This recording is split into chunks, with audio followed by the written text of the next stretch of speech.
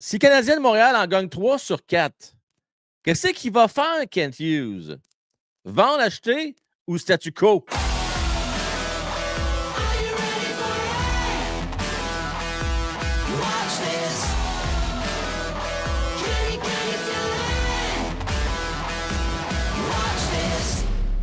Je suis en compagnie aujourd'hui de notre cher ami Julien Landry Trépanier. Comment est-ce qu'il va, mon Julien? Yeah, en forme, en ce jeudi matin. Content d'être avec vous. Parle-moi de ça. Là, on avait une décision difficile à prendre ce matin. Quel sujet qu'on va prendre? Puis finalement, on a décidé de parler, de rumeurs de transaction, mais surtout, qu'est-ce que va faire Kent Hughes? Parce que là, c'est pas compliqué. Il y a 3 options. Vendre, acheter ou statu quo. Si les Canadiens en perdent 1 ou 2, je pense que c'est clair pour tout le monde, Julien, on va vendre. Même pas de question à se poser.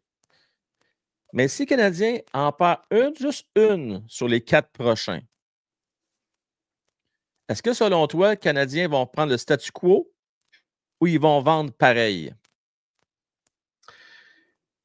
Ça va devenir un méchant casse-tête pour Kent Hughes parce que j'ai vraiment l'impression qu'il y a eu un gros push de la part de l'équipe, des joueurs, probablement des leaders de cette équipe-là, puis de Martin Saint-Louis pour essayer de garder ce noyau de joueurs-là intact le plus longtemps possible. Moi, je pense que j'ai vraiment l'impression que les joueurs, là, ils ont fait un gros cri du cœur pendant les 4 nations à la direction parce que les joueurs y croient vraiment beaucoup. Fait que là, comme tu dis, Frank, si on arrive à racheter ces games-là, ces pièges-là aussi, hein, parce que ce soir, watch out, là, le Canadien a l'habitude de les échapper, ceux-là.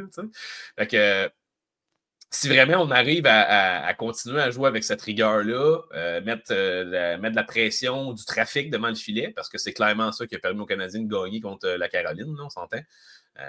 Au nombre de lancers qu'il y a eu au net, écoute, c'est parce qu'il y avait du trafic devant le net là, que ça a fini par rentrer. Fait que, si on est capable de garder un peu je dirais pas cette intensité-là, parce que le match, j'ai pas vu tant d'intensité que ça dans ce que j'ai vu de la game contre la Caroline. C'est un peu une game plate, entre guillemets. Là. Oui. Mais peut-être cette rigueur-là dans leur jeu, je pense que c'est un bon terme quand même, là, parce que c'est ça, il suivait le plan de match, là, d'après moi, à la lettre. Ils ont limité une des meilleures équipes offensives de la Ligue au chapitre des tirs au but. Mais tu sais, Julien, là, l'affaire, on joue 2 games contre les Sabres, une game contre les Sharks, comme tu l'as dit, c'est des matchs pièges. Oui. Et le dernier contre les Oilers d'Edmonton, ça, c'est la veille de la date limite de transaction. Bon. L'affaire, il faut être réaliste quand même. Il reste 24 matchs. Il faut que le Canadien en gagne minimum 18 s'ils veulent avoir une chance de faire des séries. 18! Oui, c'est énorme. C'est énorme. Mais tu sais, si le Canadien gagne les 4 prochains, ben là, il t'en reste juste 14 à gagner. Exact. Tu peux en échapper 6. Mais ça reste une grosse commande pareille. C'est ça la patente, si on est réaliste. Là. Définitivement. Moi, mon feeling, Julien, c'est que même si le Canadien gagne les 3 prochains matchs, ça ne sera pas suffisant. Selon moi, Kent va garder son plan. Mais si jamais le Canadien bat les Oilers la dernière game, s'il n'a pas déjà commencé à vendre, là, il va être dans le trouble en cibole. Parce que quel message t'envoies à tes jeunes vétérans, Suzuki, Cole, si tu te mets à laisser partir des Jake Evans, des Armia, des Savard, des vétérans, quand tu es dans le mix, parce que si tu gagnes les 4 prochains, là, tu vas être à peu près à 2 points des séries rendues là. Oh, oui. Mais écoute, oui, ça devient un peu plus critique, là, mais on en a parlé un petit peu avant dans l'avant-show, dans notre préparation, justement. C'est justement les moves des dernières années que Hughes a fait avec Lekonen, avec Toffoli, qui me fait peur dans le sens où je ne le vois pas ne pas transiger Jake Evans parce qu'il n'a pas l'air de s'entendre avec lui. Là, il n'a pas l'air prêt à le payer le montant qu'il veut. Donc, j'ai de la misère à croire qu'il va perdre un asset. Hein? Parce que là, Kent Hughes, tout son règne en ce moment, c'est ne pas perdre des assets pour rien. Ça, tu as tout à fait raison. Il n'est pas le genre à perdre. Il n'a pas fait. Jusqu'à date, corrige-moi, je me trompe, il n'a jamais perdu d'asset. À part peut-être. Person, on l'avait-tu échangé finalement ou pas? Il me semble que non. Non, mais tu sais, je veux dire, il n'y avait pas de Non, mais il n'y valeur. avait pas de valeur. Non, mais c'est ça. C'est comme. Ça se pourrait là, qu'on se réveille le 8 mars, là, après le 24 heures de show qu'on va faire, que finalement, mais Dvorak, exemple, on n'a pas réussi à le passer. Ça pourrait arriver. Oui, ça se peut. Parce que, bon, à 4,5 millions, c'est trop pas évident. Puis on préfère garder le salaire de Yoel Armia pour avoir un meilleur retour pour lui que de laisser partir Dvorak pour avoir un choix de 4e ronde. C'est exemple. Peut-être plus que ça, peut-être un 3, on verra. Je veux te parler de vite, là. Tu parlais d'Asset tantôt. Tu parlais, exemple, les Conan pour laisser partir, Toffoli, tout ça. Oui. Les Conan, il y a quand même 24 buts. Puis je te pose la question, Julien. Là. Les Conan, 24 buts. On a eu Barron en retour. Barron, finalement, on a vu que ça a donné fuck all. Il y a un risque associé à ça. Oui, vraiment. Puis tantôt, Julien, tu me disais, ouais, mais les Conan, il produit parce qu'il est entouré de bons joueurs. Qu'est-ce que je t'ai répondu? Ah ouais, ben Noah qui est entouré des mêmes joueurs, puis ça marche pas. Lui, ça marche pas. Fait que c'est ça. Ben, c'est ça. Fait que des fois, qu'il choisit prend pire, tu laisses partir un bon jeune vétéran, les Conan. Puis là, au final, tu as Barron que tu ne gardes pas. Bon, tu as Carrier, correct, là. Oui. Je préfère les Conan à Carrier. Puis New York, ben, c'est un gars de 3e trio qui cherche présentement. Puis je te dirais pas que présentement depuis un bout. Fait qu'il faut être prudent dans nos transactions. Il ne faut pas se tromper. Je veux t'en proposer une, par contre. Oui. Qui pourrait être intéressante, puis je pense qu'il pourrait fitter dans la philosophie de Kent Hughes. Donc, advenant qu'on en échappe une sur les 4 prochaines, puis que Kent reste fidèle à son plan, c'est-à-dire d'améliorer son futur.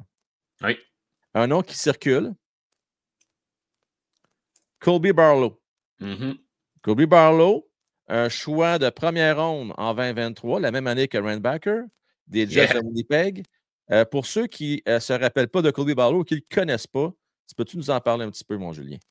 Oui, mais écoute, Colby Barlow, c'est quand même un joueur intéressant dans ce qu'il peut apporter justement à un noyau là, du Canadien avec les joueurs qu'on a déjà en place. Fait que, tu sais, moi, c'est beaucoup la vision que j'ai de ce joueur-là. Il viendrait répondre à un certain besoin qui est sur la 2e ligne, en fait.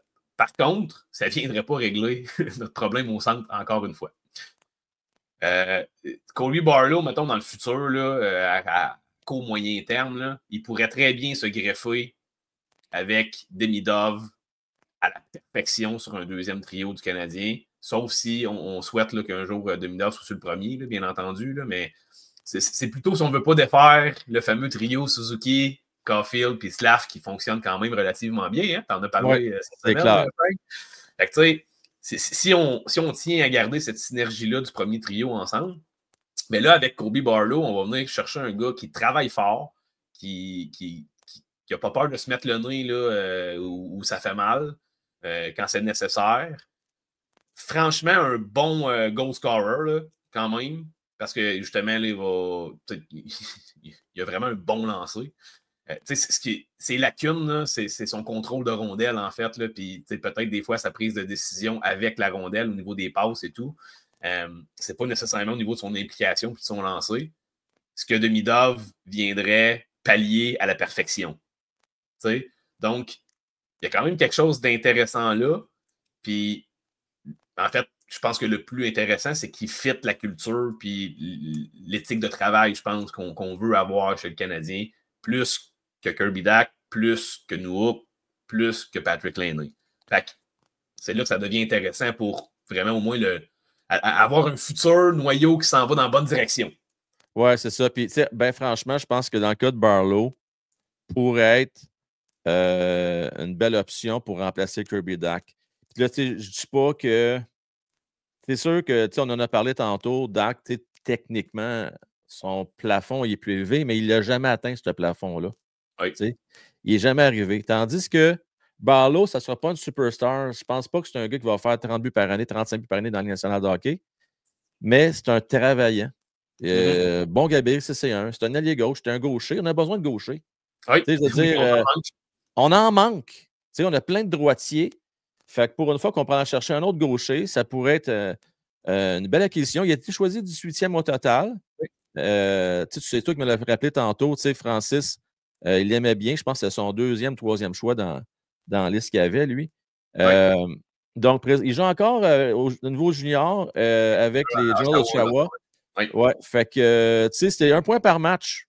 Fait que, tu sais, c'est sûr, comme je vous dis, n'attendez pas une superstar offensive, mais c'est un gars complet. Ça pourrait être une option intéressante pour le Canadien. Là, il restera à savoir qu'est-ce que ça va coûter. Je regarde les Jets. Ils diraient sûrement pas non aux autres, un Jake Evans et ou un Yoel Armia. Exact. Ah non, c'est clair. Ça viendrait, ça viendrait les rendre tellement. Ça fait drôle dit de même, mais la profondeur, en fait. Là, il y aurait tellement de profondeur parce que là, tu tombes en désavantage numérique puis des situations comme ça défensives avec Lowry au centre, puis Evans qui vont. Écoute, là, si tu joues contre des équipes comme justement les Oilers d'Edmonton, puis tu vas shut down à peu près tous leurs gros joueurs avec un noyau défensif comme ça. Donc, il va juste rester à être capable de la mettre dedans un peu.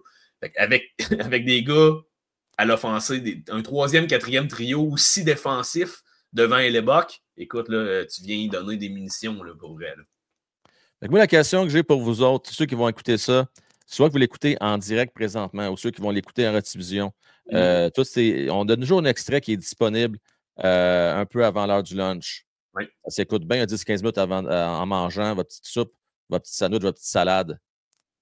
Vous avez le choix, vous autres.